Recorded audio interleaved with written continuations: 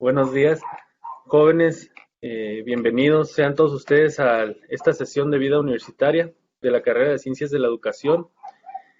En esta ocasión tenemos de invitado al compañero Enrique Ochoa Ávila. Él es profesor, sindicalista y militante comunista. Es licenciado en Filosofía con estudios de maestría en Comunicación y doctorante en Pedagogía Crítica. Es docente del Colegio de Bachilleres del Estado de Baja California en el área de Humanidades, impartiendo las materias de Filosofía y Ética. Ha sido docente en la UABC, CECITE y en Educación para Adultos. Ha participado en congresos y encuentros académicos del Círculo Mexicano de Profesores de Filosofía, de la Asociación Filosófica de México, entre otros. Ha impartido conferencias sobre sindicalismo en Chicago y Los Ángeles, así como conferencias, charlas y cursos sobre movimientos sociales, derechos humanos y otros temas. Nuestro invitado nos va a hablar de la propuesta pedagógica de Peter McLaren. Se le van a conceder 30 minutos para que nos dé su exposición. Luego va a haber una sesión de preguntas que va a responder posteriormente. Luego habrá otra sesión de preguntas y de respuestas. Gracias a todos por sintonizarnos por Facebook en la transmisión en vivo y pues a ustedes, jóvenes estudiantes, por estar presentes en este diálogo. Vayan preparando, por favor, preguntas, comentarios para la sesión de preguntas.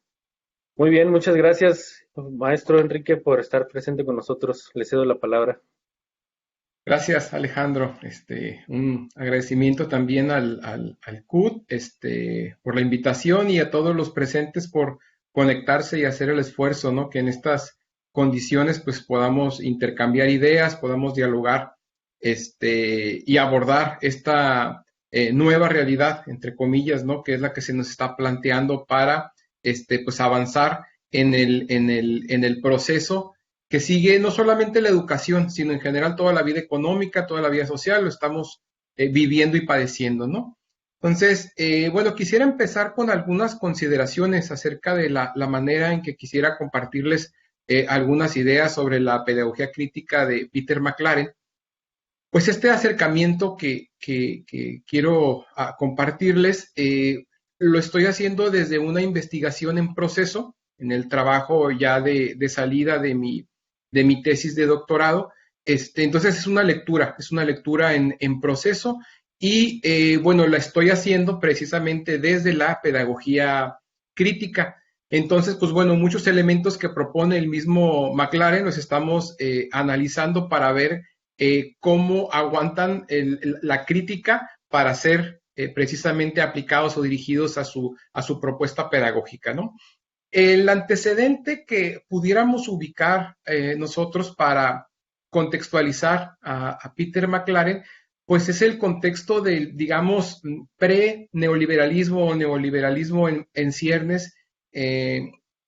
Peter McLaren fue maestro de educación básica en Canadá. Ahí estuvo pues trabajando con estudiantes de bajos ingresos, ¿no? En condiciones precarias. Tenía estudiantes de varias nacionalidades, ¿no? Que utilizaban varias lenguas. Y bueno, toda esta situación particular a él le llevó a preguntarse, a problematizar cuál sería el mejor método para abordar la labor educativa donde no hay condiciones óptimas, ¿no? Entonces, ¿qué estaba sucediendo más o menos en este contexto? Bueno, él trabajó directamente en esta área de Canadá, en esta área precaria de Canadá, de 1974 al 79, y después hizo un diario de clase, ¿no? Un diario de trabajo, donde, pues bueno, plasma algunas de las reflexiones que tiene en la problemática que está enfrentando, ¿no? Posteriormente, regresa sobre ese diario, ¿no? Lo analiza, se autocritica y es en donde ya a la luz de otras propuestas pedagógicas, ¿no? A la luz de otras influencias, pues él va retomando y va hilvanando ya su nueva propuesta pedagógica, ¿no? Él, pues bueno, tiene un acercamiento, un trabajo directo incluso con protagonistas de la pedagogía crítica, ¿no? En particular con Giroux, con Paulo Freire, ¿no? Con los que trabajó directamente también y donde abstrae, digamos, el núcleo duro, ¿no? De su propuesta. En el mundo estábamos, pues nosotros encontrándonos en estos años, con la construcción de una propuesta o contrapropuesta hacia el desmantelamiento de muchas de las prestaciones sociales, muchos de los programas de seguridad social, programas para apoyar la educación, programas que garantizaban en buena medida, pues una supervivencia más o menos aceptable en el periodo que todavía después de la Segunda Guerra Mundial se alcanzó a respirar. Pero bueno, como ustedes saben, a partir del llamado Consenso de Washington, a partir de estas políticas rígidas de Margaret Thatcher, impulsadas también por Ronald Reagan como ejes principales, pues van a llamar a acabar con todo el contexto de cierta protección que tenían tanto los trabajadores como muchos otros sectores también que no estaban en la primera línea económica, ¿no? Entonces se va gestando el neoliberalismo, las condiciones se van haciendo cada vez más difíciles y entonces ahí la pedagogía de Peter McLaren pues se enfrenta una situación especial para tratar de encontrar la manera en cómo puede darle salida a la labor educativa. Giroux estaba trabajando ya por su cuenta, nutriéndose sobre todo de la teoría crítica, ¿no? De la teoría crítica de la Escuela de Frankfurt, ¿no? De estas reflexiones que llevaron a abordar con una nueva perspectiva pues la problemática social. Entonces Giroux estaba ya sobre ese camino, sobre ahí estaba avanzando y por su parte Paulo Freire, pues en Brasil, él estaba trabajando también con comunidades en condiciones muy difíciles económicas y sociales, en un contexto político muy delicado también que lo llevó incluso a exiliarse. Y estos son las dos grandes vertientes que tiene Peter McLaren inicialmente para ir haciendo su planteamiento. Giroux por un lado y Paulo Freire por otro. Hay que reconocer acá que tampoco son... tampoco Peter McLaren es un discípulo que llega de la nada, incluso Paulo Freire mismo reconoce que había leído, que se había encontrado con algunos escritos de Peter McLaren, y bueno, ya la integración, la identificación entre las dos propuestas, pues hizo germinar una elaboración más acabada, ¿no? Llama la atención aquí, por ejemplo, que en el caso de Giroux, bueno, él está trabajando en Estados Unidos, en el caso de McLaren viene de Canadá, luego se va a trabajar directamente con Giroux a Estados Unidos, pero es el centro, es el corazón del capitalismo en el mundo, ¿no? Entonces, no habría que perder en cuenta esto porque Peter McLaren no se va con el discurso, digamos, triunfalista o no aboga por la meritocracia, de que se pueden ir superando en la medida en que vayan haciendo el esfuerzo, en la medida en que vayan pues echándole ganas, ¿no? Para poder salir adelante, sino que él es muy crítico de la situación, incluso aquí, en el llamado primer mundo. Por su parte, también la propuesta de Paulo Freire, pues está en estas condiciones difíciles que comentábamos, pero es curioso cómo los márgenes de trabajo o el área de trabajo en el que se está desarrollando, pues viene precisamente en la periferia, tanto en la periferia desde el centro, vista desde el corazón del imperialismo en Estados Unidos, como en la misma periferia dentro de la metrópoli también, ¿no? En las condiciones marginadas. El discurso de que la pobreza está solo en aquellos países, pues no lo asume así Peter McLaren, ¿no? E incluso en sus textos precisamente retrata las condiciones difíciles que se viven en Estados Unidos y es un crítico muy agudo, ¿no? De el capital, de la explotación y de las diversas formas de discriminación. Peter McLaren visita Cuba también, ahí se lleva una agradable sorpresa con las formas, con los métodos que estaban trabajando en las escuelas en Cuba, de ahí también se nutre también de el que pudiéramos llamar marxismo humanista, ¿no? Una propuesta principalmente de Raya Dukanskaya, que fue secretaria de Trotsky cuando estuvo en México, en Coyoacán. Tuvo luego algunas diferencias político-ideológicas, dejó este trabajo y siguió una ruta filosófica distinta a el núcleo que planteaba León Trotsky. Pero esta es la ruta también por la que llega Peter McLaren a el marxismo, ¿no? A este llamado marxismo humanista, que también ahí, para ponerlo en contexto, por estos años, y bueno, se mantiene todavía un poco, hay un debate entre el marxismo, pudiéramos decir, ortodoxo, el núcleo fuerte del marxismo, con los grandes y principales teóricos, ¿no? Marx, Engels, Lenin, después de la construcción de la Unión Soviética, otras aportaciones teóricas incluso de Stalin, ¿no? El enfrentamiento al fascismo, lo que aportó Jorge Dimitrov, etcétera. Un desarrollo amplio y también una pedagogía que se estaba desarrollando en la Unión Soviética en condiciones después de la Primera Guerra Mundial, etcétera. Pero el acercamiento de McLaren viene por estas otras, estos planteamientos que distinguen un Marx joven de un Marx viejo, un Marx joven más humano, más filósofo, frente a un Marx más maduro, más por la cuestión económica, y este divorcio que a veces se entiende como si fuera casi una dicotomía de dos Carlos Marx, pues me parece a mí que es un poco forzada y no sigue una línea de desarrollo histórico. De todas maneras, me pareció oportuno comentarlo porque de ahí es donde se nutre en estos debates Peter McLaren. Ya entrando directamente a sus planteamientos, pues bueno, McLaren no se asume como el portavoz o el promotor único de la pedagogía crítica. Por el contrario, él plantea que hay muchas pedagogías críticas, ¿no? Algunas que exploran otras vertientes, por ejemplo, una pedagogía crítica feminista, por ejemplo, una pedagogía crítica un poco más liberal, ¿no? Un poco más a modo solamente de los métodos, ¿no? De un abordamiento más superficial de la problemática educativa. Y él, bueno, se asume así como uno de los pedagogos críticos, pero empieza a poner ya las puntualizaciones que lo distinguen frente a otros teóricos, ¿no? A otros pensadores del proceso educativo. Él distingue o él nombra a su propuesta como pedagogía crítica revolucionaria.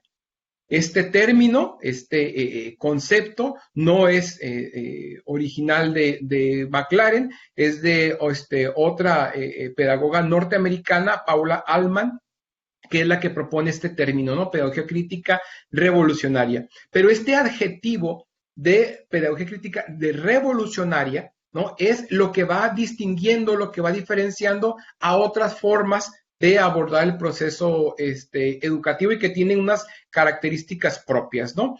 Tiene también una metodología porque menciona McLaren que la pedagogía crítica, más que un cuerpo teórico acabado de lo que pudiera ser la manera en cómo conciben la educación, dice él, es una disposición, es un modo de vida, es un compromiso, ¿no? Sobre todo es un compromiso ético, ¿no? Porque asume una tarea, una actividad práctica, una vida cotidiana que vaya comprometiéndose no solamente con el análisis de la realidad, sino con la transformación de esta realidad. Y es una transformación, como decía, no cosmética, no de forma, es un llamado a hacer una transformación de fondo. No tiene en sus escritos posteriores ya McLaren ningún empacho, ninguna reserva en asumirse que la pedagogía tiene que ir rumbo al socialismo. Todavía en sus primeros escritos, él habla de una descripción de las condiciones precarias que se viven en las escuelas, ¿no? Digamos que son fotografías muy crudas, muy rudas, pero que están así. Es decir, están presentadas ahí, digamos, de una manera sobre la mesa, ¿no? Hay una cuestión fenoménica, ¿no? Que podemos observar, pero Peter McLaren va más allá. Ahí comento una anécdota que él relata en una entrevista dice que cuando publicó su primer libro, que era precisamente un recuento, ¿no?, de las condiciones precarias en las escuelas donde trabajó en Canadá en sus primeros años, pues que él se sorprendió porque se encontró con una posición de ultraderecha que estaba recomendando leer su libro. Resulta pues, que por cuestiones del editor, a él le recomendaron sacar toda la reflexión teórica o buena parte de la reflexión teórica que traía su primer borrador, su primer entrega a la editorial, pues con fines de poder colocar mejor su libro, ¿no? No le metas tanta teoría, tú retrata la situación y esto pues te va a dar una mayor perspectiva de ventas, ¿no? Es una cuestión de la editorial. Él aceptó, él sacó algunas cosas, pero cuenta que iba manejando en su carro, en su automóvil, y que estaba escuchando una entrevista de radio y estaban entrevistando a un neonazi, a un personaje de ultraderecha, y pues no aportaba nada más allá de lo que conocemos de estos discursos. Pues le decía que si le preguntaba el locutor al ultraderechista que si había alguna recomendación o algo que se pudiera sugerir, y le comenta neonazi que recomendaba leer el libro de Peter McLaren, porque retrataba directamente cómo se comportan los migrantes, cómo se comportan los negros, cómo se comportan los sectores más discriminados, pues para promover políticas que frenen la migración, la entrada de gente que procede de otras nacionalidades. Entonces dice McLaren que él se sorprendió, pues se quedó asombrado por lo que implicaba el haber dejado tan sin contexto, tan falto de adjetivación, todo lo que estaba encontrándose en la vida precaria de las escuelas. Entonces, bueno, ya regresa, le proponen varias veces que reedite su libro, y él, después de mucha insistencia, acepta con la condición que le permitan ser autocrítico. Es decir, que le permitan publicar lo que primero se divulgó, pero con el planteamiento que desarrolló posteriormente, donde se revisa a sí mismo y donde ya hace un planteamiento de qué es lo que se debe hacer y cuál es el compromiso que tiene que hacer el educador, el docente, para ayudar a los jóvenes y no resolverle los problemas, sino más bien contribuir para que los estudiantes vayan indagando, vayan encontrando sus propias respuestas, sus propias soluciones. Bueno, no creo que sea necesario aquí abundar en que pues tanto Giroux como Freire, como en general toda la pedagogía crítica, no concibe la educación bancaria, en donde se hace un traslado casi mecánico, ¿no?, de los conocimientos que se pueden ir a depositar en alguien, ¿no? Es decir, el docente, el maestro, no es quien posee el conocimiento y que simplemente lo traslada, lo transmite para que el estudiante pues lo pueda asumir y asimilar, sino que más bien ellos están abogando por un proceso donde se generen las condiciones del aprendizaje. Nadie le enseña a otro lo que no puede aprender por sí mismo.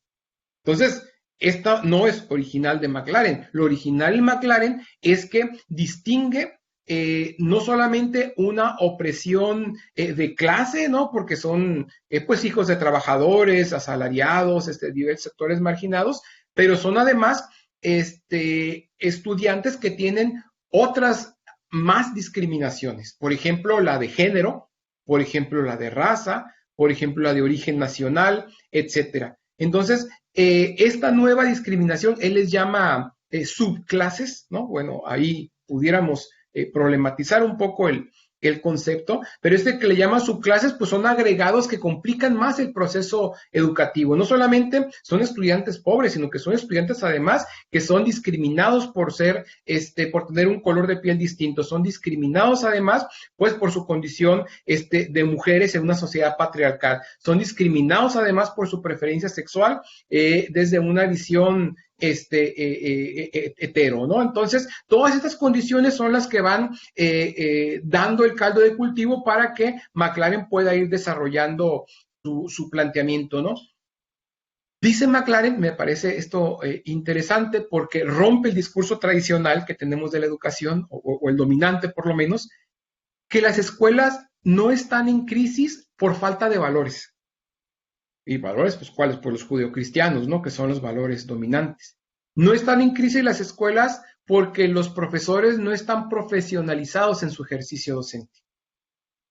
Que las escuelas no están en crisis porque los estudiantes, sobre todo estudiantes pobres, no tengan habilidades, ¿no? No es por eso por lo que están en crisis las escuelas, sino que es el proceso que se deriva de una situación de dominio capitalista, de una explotación que tiene solamente el afán en el lucro, en la ganancia, y donde el proceso educativo es para formar ciudadanos bien portados, ¿no? Que asuman las normas y las leyes, los usos y costumbres oficiales que están con el modo de vida dominante, que lo cultiven, que lo desarrollen, porque, pues bueno, eso es lo que promueve un sistema como el capitalismo, ¿no? Pero además, todos estos elementos se comentaba hace un momento, ¿no? La discriminación de raza, la discriminación de género, de preferencia sexual, de origen nacional, etcétera, ¿no?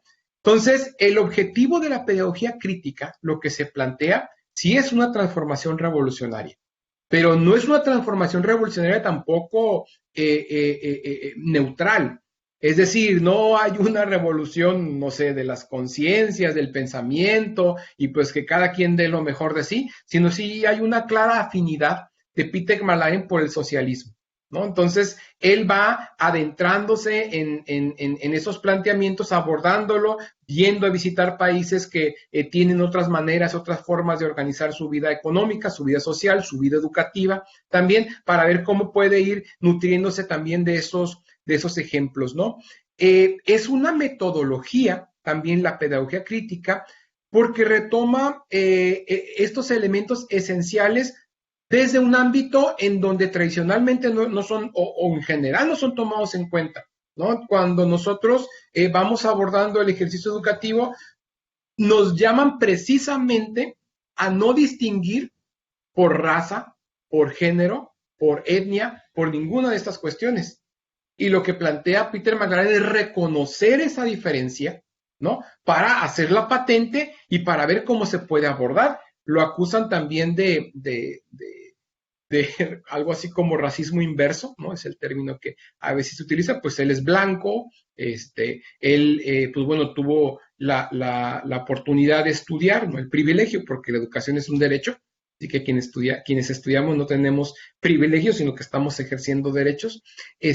Pero Peter McLaren vio una situación que bien pudiera haberse cultivado en la academia y ahí seguir una carrera más o menos halagadora, ¿no? Por el contrario, él hace el compromiso con los sectores más vulnerables, con lo más marginal de la sociedad, para ver precisamente cómo se puede promover desde ahí un cambio revolucionario, ¿no? Entonces, bueno, la pedagogía crítica, para a lo mejor hacer aquí un pequeño resumen de algunas cosas que he mencionado, pues es una posición crítica. Pero es una posición crítica que no solamente va a señalar cosas hacia afuera, sino que está en continua revisión sobre sí misma, y la obra de McLaren es una prueba de esto que menciono, pero además es sistémica. Es sistémica porque ve el panorama general, ve el panorama global, no se trata de hacer un segmento donde solamente vayamos a plantear lo que sucede en este sector educativo, solamente en aquel, sino que tiene que haber una reflexión en cualquier nivel, así lo menciona, tanto desde educación básica hasta profesional, posgrado, etcétera, en donde se cuestione sobre su propia realidad. Claro, hay niveles, hay maneras de abordar, hay niveles de complejidad en el pensamiento, pero se tiene uno que cuestionar y no su lugar aislado, sino su lugar en el entorno, en el sistema. Es también un llamado a una pedagogía participativa, es decir, no es una propuesta que se quede solamente en la especulación o en la pura crítica o en la pura teoría. Él lleva a que esta reflexión tiene que casi ser condicionante con la actividad práctica, con la actividad cotidiana transformadora.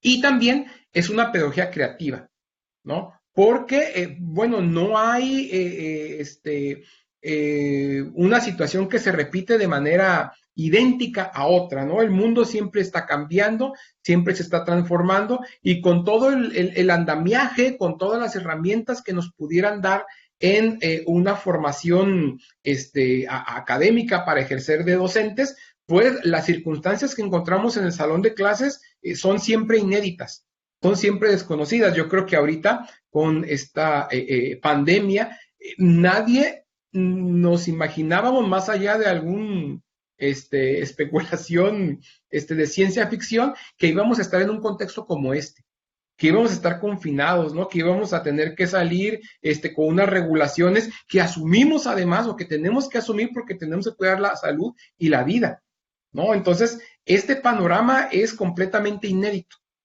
¿Qué formación pedagógica de las aulas te puede preparar para enfrentar algo como esto? ¿Pueden venir otras cosas?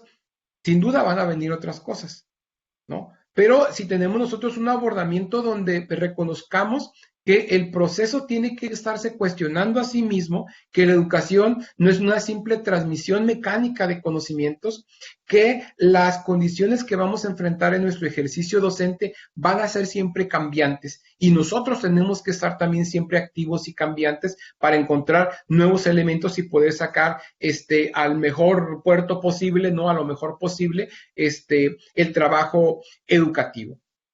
Entonces, pues bueno, es una pedagogía con estas características.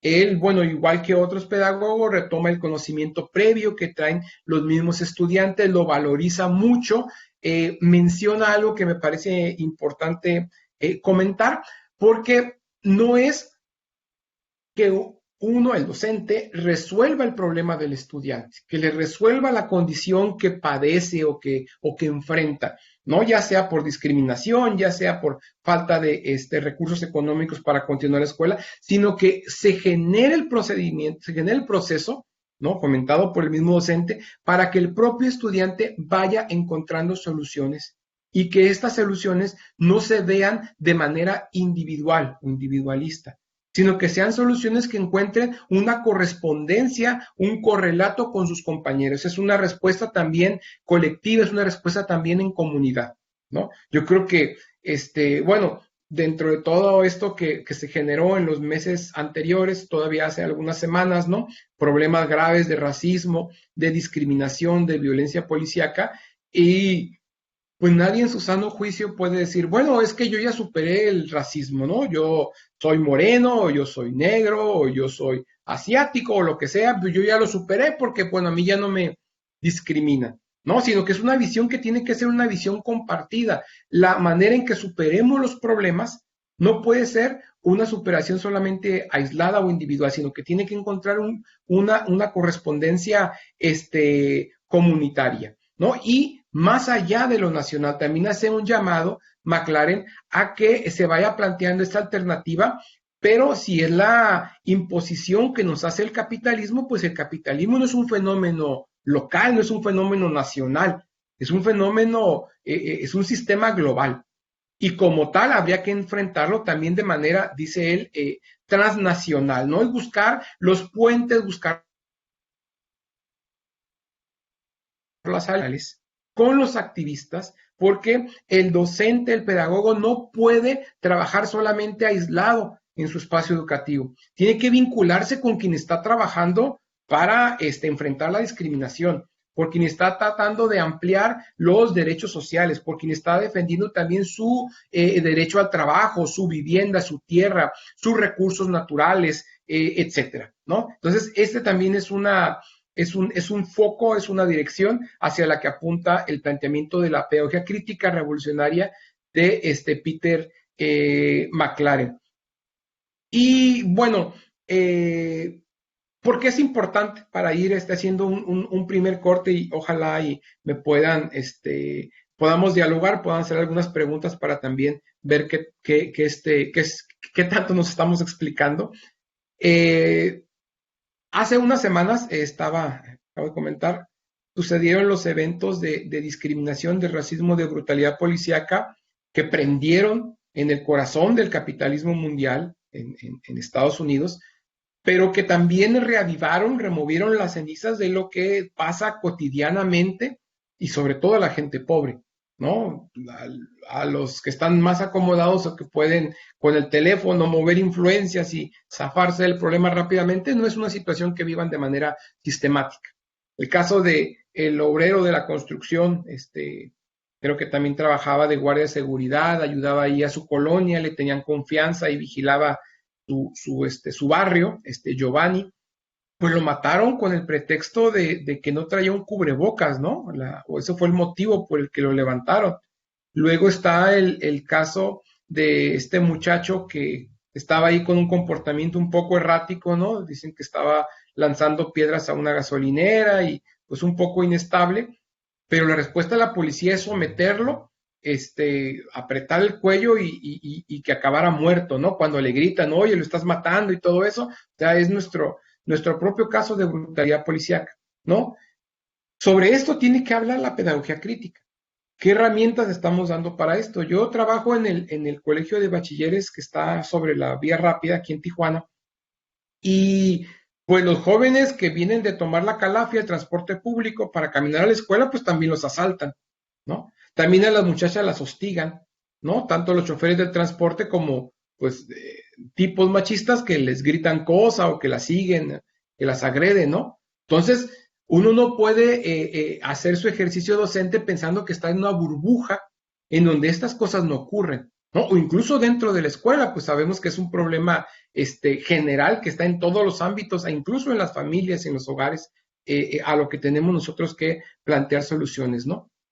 Un poquito más atrás, en el mes de marzo, que fue el auge o la cúspide que tuvimos del movimiento por los derechos de las mujeres, pues el movimiento feminista estaba en las calles mostrando una actitud que uno no podía más que rendirle respeto y decir, órale, ¿no? Cómo de vivir en condiciones de discriminación, de misoginia, donde un feminicidio valía poco menos que nada para las autoridades que debían de investigar, y ahora pues todo el mundo estamos atentos a lo que va a decir el movimiento feminista reivindicando sus derechos, no solamente decidir sobre su cuerpo, sino por tener respeto como personas, ¿no? Como seres humanos.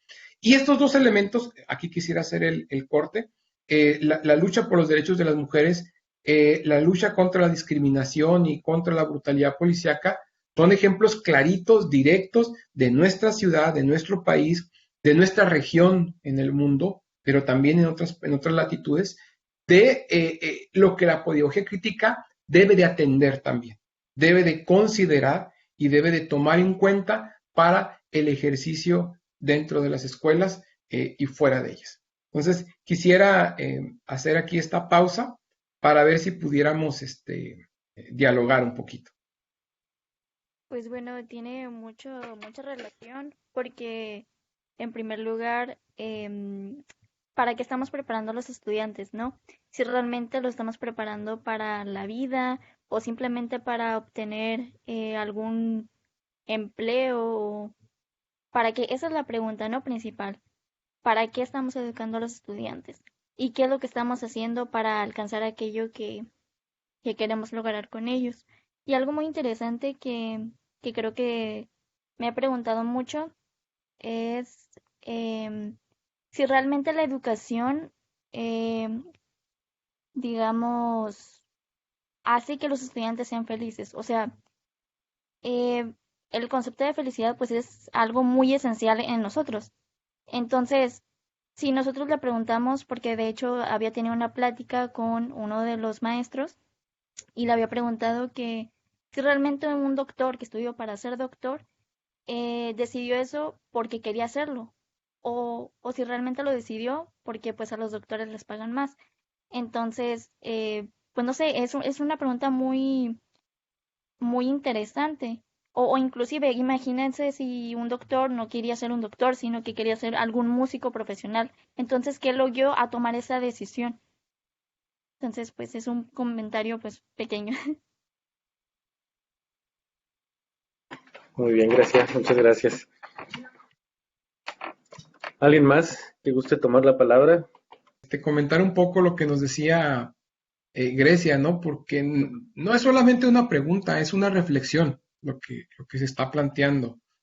Pues hay gente frustrada, ¿no? Y hay muchas historias ahí que pudiéramos encontrar, como tú decías, ¿no? De que quien es médico y pues resulta que quería ser músico, cumpliendo, no sé, exigencias reales o supuestas de lo que tal vez espera de él su familia, pero también de lo que espera la sociedad de él, ¿no? Porque la sociedad en la que vivimos está organizada para el lucro, para la ganancia y no para resolver los problemas. Mucho de lo que está pasando ahorita para enfrentar la crisis por el COVID-19 es precisamente que los servicios de salud estuvieron enfocados y siguen enfocados en atender a quien pueda pagar y no en resolver el problema de salud, ¿no?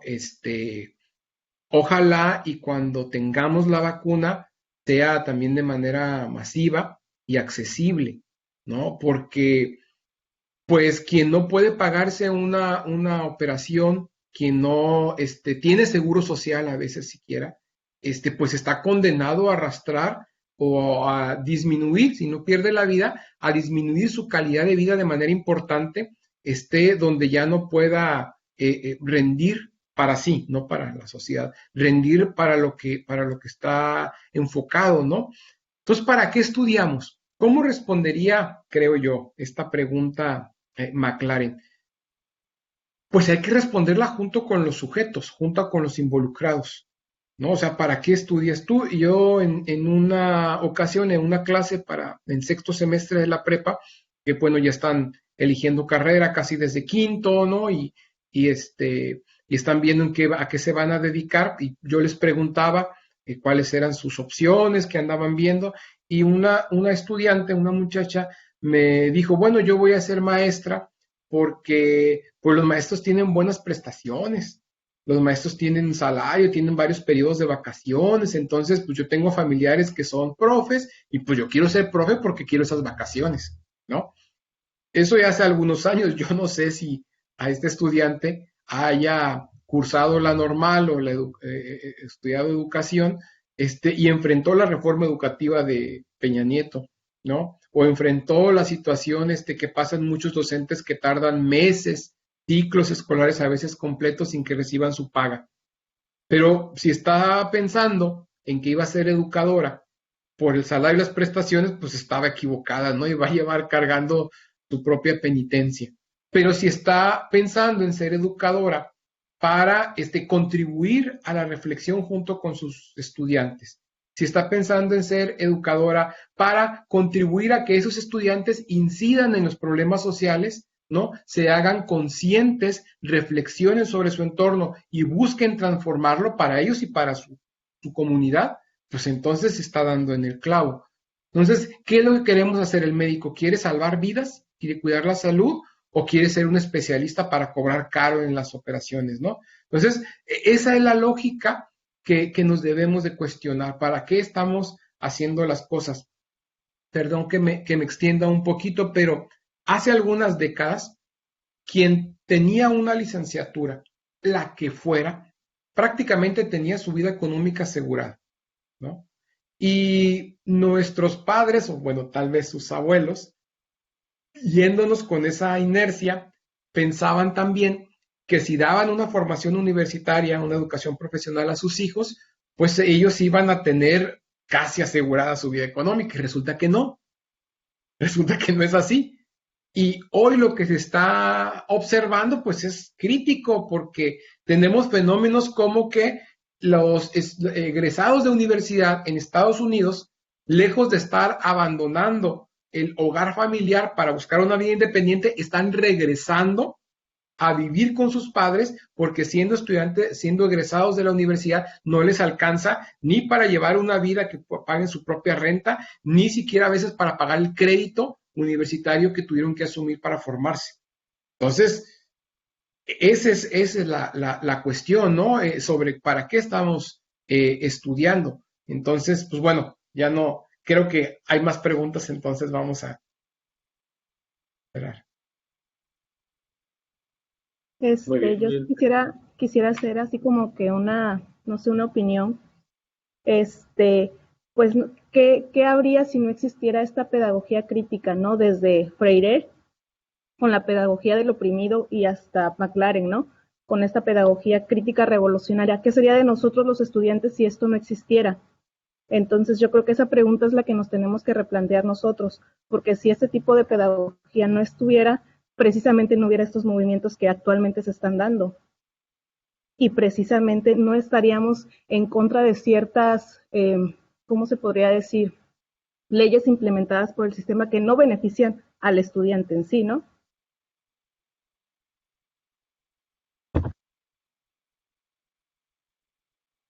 Adelante, puede continuar, maestro.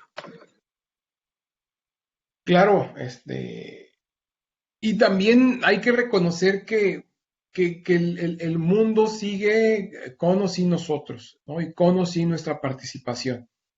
Pero nuestra participación consciente y nuestra participación comprometida con la transformación revolucionaria de la sociedad es lo que puede alterar el rumbo que lleva de manera natural, por decirlo de alguna forma, ¿no? No son tampoco desinteresados los que ordenan nuestra vida, porque nos plantean cuándo nos tenemos que jubilar, nos plantean que, bueno, resulta que están viviendo muchos años y más bien hay que hacerles un recorte ahora porque, pues bueno, mejor extendemos la edad laboral para que, pues, no se vayan a quedar sin dinero. A mí me irrita mucho, por ejemplo, antes de la situación esta de salud que tenemos, que nuestros viejitos, ¿no? Nuestras personas adultas, la tercera edad, en lugar de estar gozando los derechos que debieron de haberse construido en toda una vida laboral de décadas, pues nos estén empacando el mandado en los mercados, ¿no? Entonces, de ese tamaño es la corresponsabilidad que tenemos nosotros, ¿no? Porque, pues ninguno de ellos fue un flojo. Bueno, tal vez a alguno no le gustaba mucho trabajar, pero todo el mundo trabajó a lo largo de su vida, con o sin sueldo, ¿no? Por ejemplo, lo que le llamamos ama de casa, una mujer que se dedicó a cuidar a sus hijos, a atender su hogar, a administrar la economía del hogar, a preparar la comida, pues a cuidar a los hijos, a ayudarles con la tarea, a limpiar su casa, a barrer, planchar y todo eso, y resulta que termina su vida pues productiva, ¿no? Lo que se conoce como el rango de edad, y llega a su vida adulta mayor y no tiene prestaciones.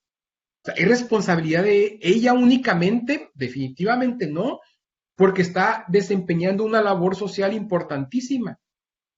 Un trabajo no reconocido, no pagado, sin prestaciones, pero además humillado, menospreciado, hecho a un lado pues completamente en la vida social. ¿Y qué estamos haciendo para corregir estas condiciones de vida y estas condiciones de trabajo, ¿no? Pero la pedagogía crítica nos da elementos para eso. Yo creo que no es tampoco la panacea, no es la solución. De hecho, hay debate también al interior de la pedagogía crítica, pero hay debate en todas las ramas del saber, si es que son críticas y reflexivas con su propia práctica. Y es donde nos tenemos que meter nosotros para entrarle al debate, ¿no? Para también hacer propuestas, para también hacer reflexiones como la que hace Alex aquí. Yo sí quisiera hacer otra pregunta, perdón. Sí, adelante. Estaba viendo aquí mis apuntes. Maestro, ¿usted cree que la pedagogía crítica revolucionaria se pueda dar en cualquier, ya quedamos claros que sí puede estar en cualquier nivel educativo, incluso hasta en el preescolar? Los niños muchas veces son los primeros en cuanto se rebelan, en los berrinches, las emociones, pero ¿usted cree que aunque se dé en cualquier nivel educativo, se pueda dar en cualquier contexto? Yo creo que sí, porque comentaba al inicio en la introducción o en el contexto de McLaren, que ellos están en la metrópoli, trabaja en la Universidad de Los Ángeles. Bueno, Los Ángeles es un mundo ya en sí mismo, ¿no? Pero bien pudiera alguien abstraerse de esa situación real y dedicarse a una vida cómoda, sin preocupaciones, ¿no? Dedicado solamente a su trabajo y ya. Yo creo que sí se puede dar, porque incluso en todos los sectores sociales ahorita están trastocados por la crisis económica. que fue agravada por la situación de la pandemia. Todos, absolutamente todos, incluso los grandes empresarios. ¿Cómo están resolviendo o estamos resolviendo desde nuestro ámbito cada quien? Creo que ahí es en donde la pedagogía crítica quiere dar elementos. Yo no creo que, bueno, sectores de los ricos ante los ricos de la oligarquía financiera les interese mucho la pedagogía crítica, ¿no? A ellos les interesan sus ganancias y mantener las cosas como están. Ahí gente de la más rica en el país que estuvo llamando en las condiciones más difíciles de la cuarentena, ¿no? Del confinamiento, estuvo llamando a salir y a enfrentar riesgos y como sea, y no nos van a asustar y eso, ¿no? Gente también tan dañada, ¿no? Como Donald Trump también, diciendo nosotros lo estamos manejando perfectamente bien y los mexicanos son los que nos traen este virus y todo lo demás. Ellos están empeñados en justificar su mismo discurso que mantiene sus mismos intereses, que mantiene la economía y las cosas como están. Entonces, poco les va a interesar la propuesta, cualquier propuesta de transformación que toque mínimamente sus intereses, sus ganancias. Pero de ahí en fuera, el 99%, ¿no? Como decían en Occupy Wall Street, el 99% de los demás estamos damnificados por el sistema, ¿no? Estamos viviendo en condiciones golpeados, ¿no? Desde el empresario que tiene que pelear con los grandes monopolios también para que lo dejen sobrevivir, el trabajador es por su cuenta, el vendedor ambulante, el asalariado de la fábrica, ¿no? Y a algunos nos pega más que otros, pero yo creo que sí es posible encontrar estos elementos, ¿no? La pedagogía crítica revolucionaria es una pedagogía, como dice su nombre, es decir, está enfocado al fenómeno educativo, pero la distinción de esta pedagogía frente a otras es que no se queda solo en el ámbito de la escuela, ¿no? Sino que deliberadamente está buscando el contacto con movimientos sociales, con problemas en la comunidad, con problemas en los barrios, con problemas en la calle. Esa es, digamos, lo que la distingue, ¿no? En estas condiciones de dominación capitalista, ¿no? Donde, a pesar de los avances de la ciencia y la técnica, seguimos padeciendo discriminación, se sigue padeciendo sexismo, se sigue padeciendo misoginia, etcétera, etcétera. Entonces, podríamos decir que en los sectores más pobres, más vulnerables, es donde se daría más esta pedagogía, porque poniendo en contexto otro tipo de países donde hay más educación, donde hay buenos sistemas, no sé, médicos, laborales, precisamente esta pedagogía no se ve tan abiertamente como en lugares más vulnerables como México, Brasil, Colombia, Venezuela. Entonces estamos hablando de que prevalecería más en este tipo de contextos. Claro, claro, sí, porque son a quienes más nos interesa la transformación o quienes menos soportamos ahorita el estado de cosas. Sí, tiene razón. Sin embargo, yo quisiera hacer una acotación. Cuando vemos, por ejemplo, que hay sectores del magisterio movilizados para defender sus derechos, su jubilación, su estabilidad laboral, o reclaman su salario, es difícil que veamos sectores universitarios.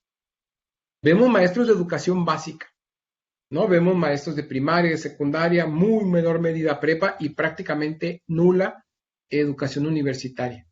Entonces tampoco hay una determinación tajante, mecánica, entre que a mayor educación, mayor conciencia y participación en defender tus condiciones de vida y de trabajo, ¿no? Entonces, es desigual y responde a varios factores, ¿no? En Francia, nos íbamos a imaginar movimientos como el de los chalecos amarillos, pues para nada, ¿no?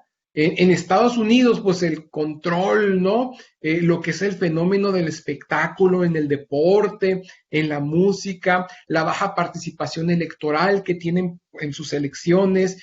En ese contexto, ver los levantamientos tan fuertes que se dieron en estos meses pasados, ¿no? Recientes, pues sí sorprende. Pero sorprende que también allá están padeciendo y venían encubriendo, venían disfrazando una situación muy complicada que iba a estallar por una u otra cosa, ¿no? Porque además es una situación sistemática. Digo, no sé, yo desde el recuerdo, 90 y tantos, 92, lo de Rodney King, ¿no? El juicio y todo eso, pero tampoco inició ahí. La lucha por los derechos civiles, ¿no? De la población afroamericana, viene desde más atrás y desde que los trajeron por la fuerza, sacados desde sus lugares de origen, ¿no? Como esclavos, como trabajo esclavo.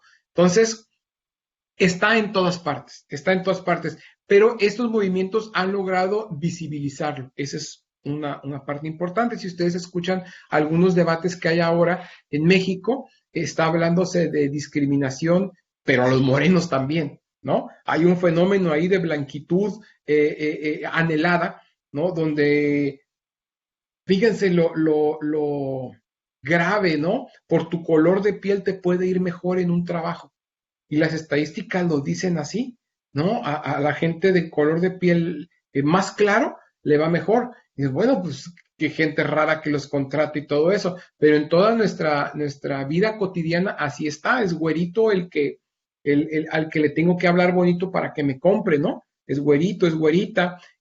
Todos los comerciales de la televisión están hechos por gente blanca, ¿no? En las telenovelas pintan la pobreza con una caricaturización absurda, ¿no? Ser pobre en las telenovelas es tener un poquito el mueble chueco y tener una decoración que no combina mucho, ¿no? Y eso es la pobreza. Pero las condiciones reales de la pobreza son mucho más que esta caricatura burda, ¿no? Entonces, se puede dar la pedagogía crítica en todas partes, pero sí son precisamente estos sectores. Pero además, que es lo que a mí me gustaría enfatizar, tampoco son lineales. ¿No? Tampoco son los más pobres entre los pobres los que necesariamente van a tomar la batuta y avanzar, son los sectores con un mayor nivel cultural, los que están llamados, los intelectuales, a guiar a los demás, tampoco. Tiene que ser un proceso colectivo y tiene que ser un proceso donde quienes concentren en su condición de clase y ahora también de género, de origen étnico, nacional, etcétera, son estas condiciones de explosividad en donde las podemos organizar para desarrollarlas mejor. Un dato muy ilustrativo es que el mayor número de fallecimientos en Baja California por el COVID-19 son obreros de la maquila, ¿no? Y vemos ahí varias respuestas, ¿no? Organizadas, no organizadas, espontáneas, pero también que están viendo más allá, porque este fenómeno no solamente les está sacudiendo, les está llevando la vida y las respuestas van a ser desesperadas en la medida en que nosotros con métodos pedagógicos, pero también de organización, de concientización, de reflexión y de acción permanente es como los podemos encauzar y llevar hacia un buen puerto. Pues podría comentar lo mismo de mi compañera Grecia sobre de qué le estamos enseñando a nuestros alumnos y a dónde se van encaminados, pero también pues yo siento que también incluye pues varios factores, ¿no? También como lo que es la vieja escuela, lo que también nos inculca lo que es nuestros padres y sobre todo pues todo el nivel del capitalismo que tenemos en pues, en esta sociedad y más que nada también, ahora sí que los estereotipos y un poco de la ética que hay, creo que todo eso involucra. Y eso que comenta nuestro invitado, de que el interés de ahora sí que de los empresarios en las escuelas, pues la realidad es también como dicen, no, ellos nomás se preocupan por sus propios intereses. Y ahora sí que la situación de la escuela es más crítica porque ni tanta ayuda hay por el gobierno de hacer algún tipo como otro tipo de reforma, podría mencionarse, a otros, aunque a otro tipo de modelos que ayuden a mejorar pues la calidad del estudiante, del educando. Entonces, este, pues está fea la situación, desde mi punto de vista. Lo que podría comentar. Y ya. Profe, ¿puedo hacer un comentario? Ya creo que sí, ya sirve el audífono. Ah, Muy bien, gracias ujú. Héctor. Le cedo la palabra a usted, Claudia. Sí, Ok, qué bueno que me puedo escuchar. Bueno, gracias primeramente por darme la oportunidad de decir algo. Y pues, ¿cómo empezar? Me gustó mucho la reflexión porque lo que voy a brindar es mi reflexión. Y eso que mencionó el profesor Enrique Ochoa con respecto de que la pedagogía crítica se está dando mucho o principalmente en la universidad, siento yo que es muy acertado porque en toda mi vida escolar realmente nunca cuestioné las cosas hasta que llegué a mi punto de joven adulto en la universidad, siendo muy importante ver ese panorama en el que vivimos socialmente y educativo desde que somos chicos, porque es como donde más nos afecta, porque estamos en crecimiento y nuestro desarrollo mental pues está enriqueciendo y lo que estamos aprendiendo es lo que estamos viendo de nuestro alrededor. Así que me gustó mucho ese aporte que dijo sobre que no tiene que empezar desde la universidad, sino desde que somos chicos, porque yo siempre he visto que los niños son la semillita de la sociedad, entonces si desde un principio les estás dando la enseñanza de no ser racistas, de no discriminar, de respetar tu patria o tu nacionalidad y la de los demás, pues cómo van en un futuro a ejercer ese panorama y decir, no, yo no quiero vivir en una sociedad donde se esté viendo esta discriminación, donde ciertas personas con privilegios sí puedan tener acceso a la educación cuando se dice que es un derecho. Entonces, pues sí, se me hace muy acertado el comentario que hizo el profesor. Empezar desde los niños a romper ese ciclo tóxico. Justamente ayer estaba viendo un video sobre la discriminación, pero no en la comunidad educativa, sino en la comunidad de los influencers en YouTube. Y pues está chistoso porque ese ciclo tóxico está en todas partes, no nomás está en la educación, no nomás está en México, no nomás está en Estados Unidos, sino está en todo el mundo. ¿Y cómo podemos romper ese ciclo tóxico en el cual estamos viviendo? Pues dejando de ver a las personas que están haciendo el mal como que están haciendo el bien. Y ahí estamos diciendo que esas personas pues tienen derechos porque tal cosa, pero realmente nosotros les estamos dando el poder. Así que si nosotros estamos desde un principio siendo conscientes de que esas personas no tienen no tienen una ética y una moral adecuada, pues porque yo les voy a estar siguiendo la onda, o por así decirlo, ¿no?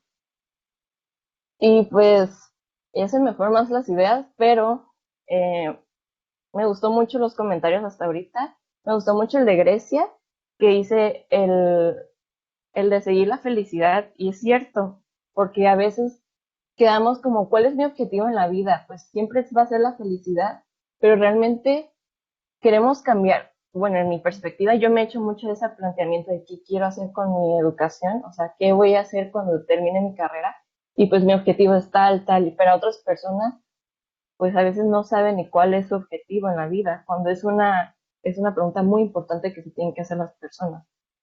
Y pues ya esa es mi aportación por el día de hoy. Gracias. Muchas gracias, Claudia. Vamos a ver si le damos la palabra a alguien más. ¿A alguien más le gustaría antes de que sea la palabra a alguien? ¿Alguien voluntariamente? Marely Sabín, me gustaría que platicaras qué te hace pensar esta plática, esta reflexión. La verdad, se me hace bastante interesante el hecho de ser conscientes. Todas las participaciones han sido bastante, me han hecho reflexionar bastante, tomar en cuenta diversas cosas que a veces no tomamos en cuenta, como el hecho de empezar a platicar sobre el contexto en el que se está viviendo o las cosas sociales que estamos viviendo con los niños, porque pues los niños son muy listos y son muy conscientes de todo y están muy atentos en todo. Entonces, pues es importante también hablarlo con ellos, em, al igual que enseñárselo en las escuelas. Como comentaba la compañera Claudia, mm, sí me dejó pensando bastantes cosas con el hecho de pensar qué es lo que queremos después de, pues, de terminar nuestra carrera. porque a veces simplemente queremos entregar trabajos, cumplir con trabajos y no tenemos como algo en claro, como, quiero esforzarme por esto, no simplemente por el hecho de terminar una carrera universitaria, sino, bueno, en lo personal, por intentar hacer un cambio en la sociedad, pero a través de mi carrera al momento de ejercerla. Entonces, pues sí considero que es muy importante todos los temas que se están tomando y hablando ahorita, además de las participaciones. Dos preguntas, maestro. Ahorita reflexionando con lo que dijeron mis dos compañeras anteriores, ¿usted cree, como usted lo vea, que realmente nosotros como estudiantes estamos haciendo nuestra labor dentro de esta pedagogía? Y si usted cree que también los docentes la están llevando a cabo actualmente, están haciendo este aporte para esta pedagogía, ¿cree que se esté llevando a cabo?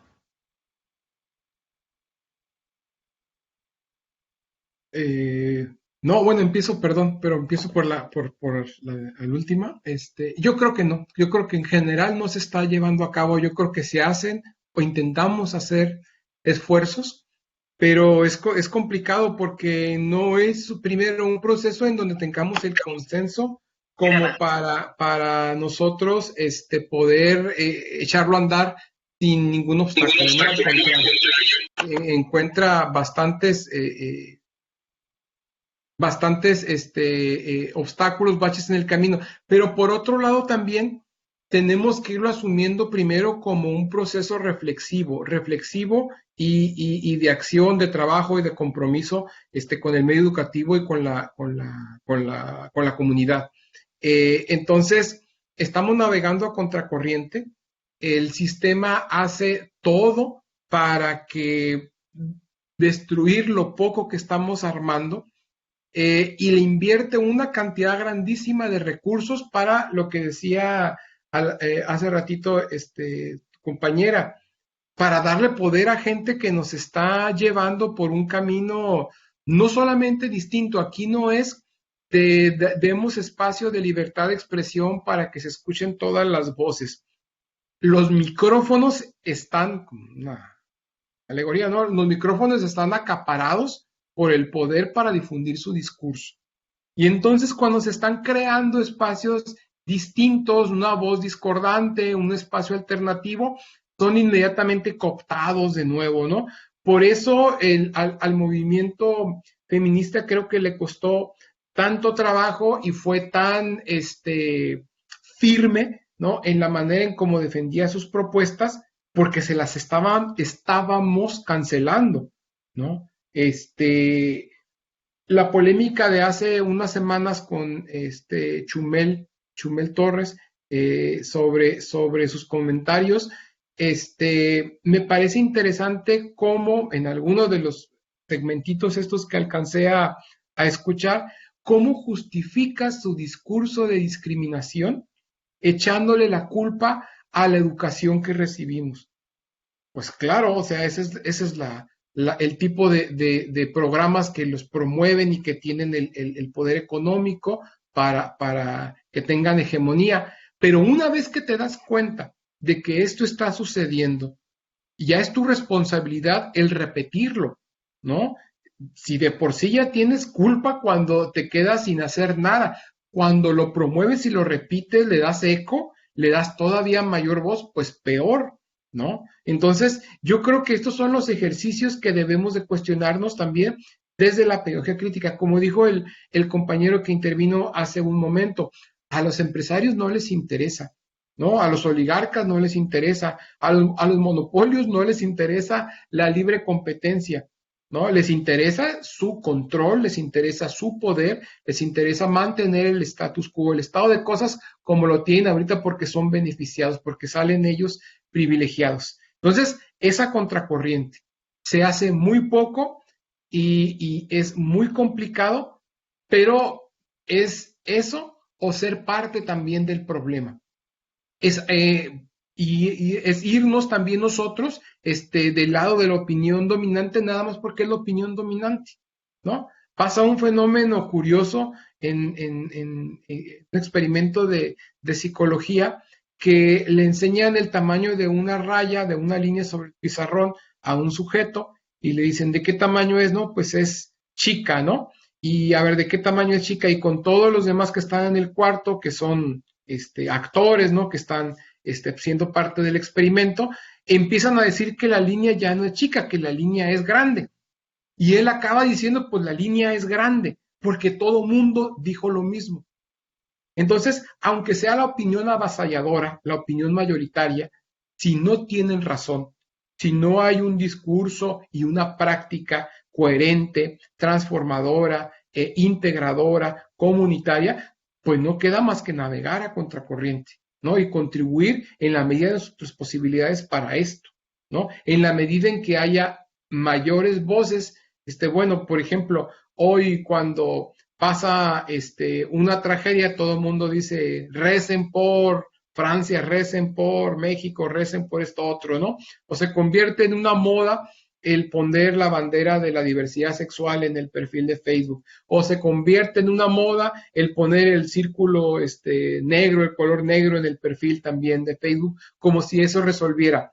Bueno, podría contribuir porque son manifestaciones de nuestro punto de vista, pero no es suficiente una moda, no es suficiente un cambio coyuntural, se da en este momento, yo la libré y sigo para adelante, sino que tiene que haber un compromiso constante, ese es un planteamiento de la pedagogía crítica, de constante, ¿no? De transformación cotidiana, como lo decía al principio, transformación o compromiso moral, ¿no? Incluso, lo dice McLaren, por encima del compromiso epistémico, es decir, por encima del planteamiento teórico, pedagógico, programático de cómo lo queremos hacer, hay que asumir que lo estamos haciendo ya, ¿no? Y sobre eso ir construyendo. Para contribuir, para cerrar con el maestro sobre lo que le pregunté, entonces, en definitiva, pues como se dice, ¿no? Vulgarmente o coloquialmente, un pueblo mayor educado es un pueblo que no es tan fácilmente manipularlo, ¿no?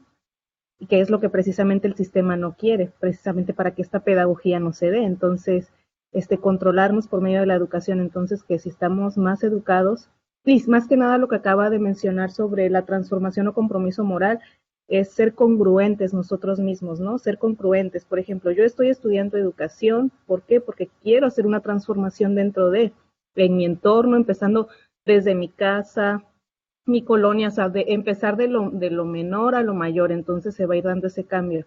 Entonces aquí se podría decir que es eso, ¿no? A manera de cierre, que mientras seamos congruentes y tengamos y el pueblo esté mayormente educado, entonces vamos a poder hacer esos cambios, ¿no? Claro, ayuda mucho, ¿no? Aporta en gran medida, pero no garantiza. Es decir, ayuda a saber leer y escribir para defenderte mejor, definitivamente que ayuda. Ayuda a conocer nuestros derechos, nuestras prestaciones para poder defenderlas, claro que ayuda, ¿no? Es una herramienta fuerte, pero no lo garantiza. Hoy en el mundo virtual tenemos una cantidad de información gigante, ¿no? Y no la utilizamos como un arma para la transformación. Entonces, sí ayuda, sí contribuye, pero no garantiza. De la misma manera, ustedes como estudiantes también, los elementos teórico-metodológicos que están asimilando, no les van a garantizar un desarrollo profesional. O incluso, tal vez puedan lograr un bienestar económico inmediato o una mejora de sus condiciones de vida, pero irse del lado que mantiene las condiciones de discriminación y de explotación, que eso sería lo realmente significativo, ¿no? O sea, no solamente es que yo me supere, como si fuera el discurso de la meritocracia, si tú te esfuerzas, puedes, claro, si tú te esfuerzas tienes mayores condiciones, pero tampoco te lo garantiza, porque nacer rico no es lo mismo que nacer pobre. ¿Echarle ganas ayuda? Claro que ayuda, ¿no? Pero tenemos que transformar esta determinación por tu condición económica, por tu condición social, por tu color de piel, por tu género, por tu preferencia, por tu origen nacional, etcétera, ¿no? No, pues está muy interesante todo lo que están diciendo y con toda razón. Ah, desde la educación que tenemos que dar y el ejemplo como maestros a los alumnos tenemos una gran responsabilidad. No es nada más como dicen, estudiar para ganar más. Sí tenemos que tener como esa ética y esas ganas de querer cambiar lo que, pues es la oportunidad que tenemos nosotros como personas, como maestros, poder cambiar la forma de pensar desde los alumnos, desde las personas desde que están pequeños, como yo que estoy en preescolar, y pues enseñarles valores más bien desde ese punto. Porque ¿qué más se puede hacer? Enseñarles valores y ellos pues se van quedando con eso. Es el pequeño aporte que uno puede hacer desde temprana edad. A mí me llamó la atención el comentario de la compañera Alejandra, que te pregunta si estamos llevando a cabo una pedagogía crítica, los maestros, si nos estamos preparando como estudiantes para ello. Lamentablemente, yo creo que lamentablemente lo que hemos estado haciendo es reproducir el tipo de educación que hemos recibido, que es principalmente tradicionalista, ¿sí? Esa educación bancaria en la que escuchamos a poner al profesor. En general, así fue mi educación universitaria, me sentaba 2 horas y media a escuchar al profesor hasta que ya nos dejaba la tarea y vámonos, ¿no? No había ningún diálogo o alguna técnica en la que se fomentara la reflexión, era adquirir todo lo que está diciendo la persona brillante de enfrente, ¿no? Y pues así empecé mi práctica también, o sea, a exponer y bien preocupado por cómo voy a exponer y qué voy a exponer y todo esto, cuando eh, pues la práctica pedagógica crítica pues implica este diálogo de saberes, ¿sí? Entre lo que ustedes tienen para aportar y lo que yo podría aportar en una relación entre iguales, ¿no? Obviamente se da pues, una orientación del maestro para que se vean los contenidos, pero la intención es que todos participemos, dialoguemos, aportemos desde nuestra forma de ver las cosas, a hacernos conscientes de los problemas que están en nuestro entorno, de ponerles nombre y de empezar entonces una práctica para transformar ese entorno. Tenemos que estar muy, muy conscientes de que pues no todos los entornos son iguales. Nosotros estamos en un entorno que nos facilita muchas cosas, como estar aquí conectados cómodamente, pero hay otros entornos en los que pues no hay luz, no hay acceso a estos aparatos tecnológicos, ¿sí? Y en el sentido de ser solidarios, pues ¿qué estamos haciendo por esos entornos? ¿Sí? Y no sé, como decía nuestro compañero Enrique, no se trata de ir y darles y solucionarles a los otros, pero sí de llevar a cabo una práctica en la que se promueva la reflexión en esos otros de sus condiciones, esa concientización y ese trabajo comunitario por la transformación de sus condiciones. No se trata de darles pan a los pobres, sino de preguntarse por qué son pobres, por qué no tienen pan, ¿no? Y que en esa reflexión, en ese diálogo, ellos vayan tomando conciencia de que, pues, no es el destino, ni es Dios quien nos quiere así, ni es sino que es un problema social estructural que nosotros, incluso con nuestra práctica pedagógica, reproducimos. Sí, al estar aceptando modelos educativos de provenientes de organizaciones internacionales dedicadas a economía, como la OCDE, con su educación por competencias, donde la educación no es nada más que una capacitación para el trabajo y sumarte a la fila de trabajadores. Pues tenemos entonces que hacer, cuestionar todas estas prácticas educativas, pedagógicas, y para plantearnos entonces cómo vamos a hacer nuestro trabajo, ¿no? Si vamos a reproducir las prácticas de nuestros docentes, que como dijimos ahorita, pues concluimos un poquito como que no son las que se están promoviendo en esta plática, que vamos a contribuir a que se reproduzca la estructura social, o si vamos a empezar a transformar nuestra práctica y transformar la estructura social. Estamos en la Universidad de Tijuana CUT, que dentro de su filosofía institucional, pues plantea que un modelo educativo alternativo y crítico, donde nos formemos no solamente como profesionistas, sino como seres solidarios y comprometidos con la sociedad.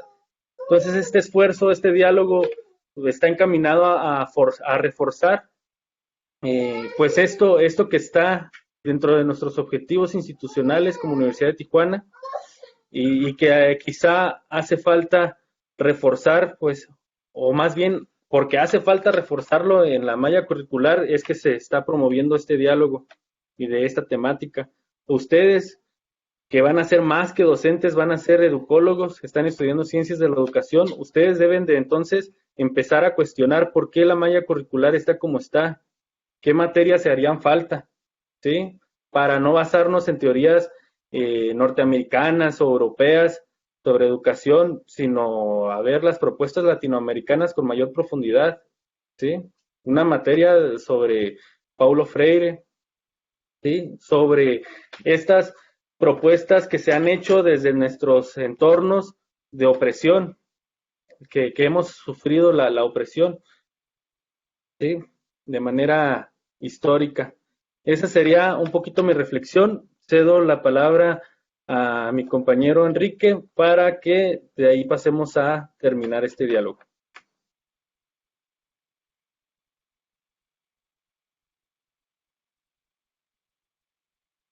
Bien, no, pues totalmente de acuerdo contigo, Alejandro. Esas son las tareas que tenemos y hay que aprovechar cuando se abren este tipo de espacios porque necesitamos tomarlos como punto de partida, ¿no? Como trampolín para desarrollar y para poder abundar en la reflexión de nuestras problemáticas y la propuesta de las soluciones que vayamos construyendo entre todos, ¿no? Yo quisiera ya en esta parte final leer una cita de McLaren sobre algunas cosas que estamos aquí comentando también que me parece que es apropiada, ¿no? Dice McLaren, los estudiantes necesitan que se les proporcionen maneras de analizar sus propias historias y las políticas culturales en las que se encuentran inmersos desde la posición ventajosa de las fuerzas, las relaciones y las prácticas que las median, las estructuras económicas, las relaciones sociales de producción, las representaciones culturales, las formaciones sociales y los arreglos institucionales.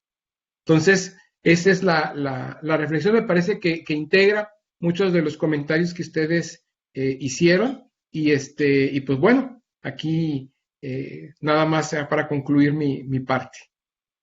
Entonces, a nombre de la Universidad de Tijuana CUT, nos complacemos en otorgar el presente reconocimiento al maestro Enrique Ochoa Ávila por su valiosa participación en el espacio de vida universitaria con la conferencia en línea La propuesta pedagógica de Peter McLaren. Está firmado aquí por el maestro Jesús Ruiz Barraza, nuestro rector, y pues la fecha del 25 de junio. Le haré llegar este reconocimiento en un momento por correo electrónico a nuestro invitado. Agradezco mucho que haya venido, que haya aceptado una vez más esta invitación en la que gratuitamente viene a otorgarnos su tiempo, sus conocimientos para que podamos dialogar con él, a plantearle nuestras dudas y aprender más. También agradezco mucho a las jóvenes, a los jóvenes que participaron con sus comentarios, que estuvieron aquí presentes, que aprovecharon esta oportunidad, pues que no era necesariamente obligatoria, pero que aquí están escuchando y aprendiendo. No sé si usted comentar algo para ya cerrar, compañero Enrique. No, muchas gracias. Nada más enfatizar el agradecimiento, Alejandro, por organizar este encuentro, a las compañeras, al compañero que estuvieron aquí conectadas, no escuchando y atendiéndonos y dialogando. Y agradecido también con el CUT por la invitación amable y generosa que hace, ¿no? Muchas gracias.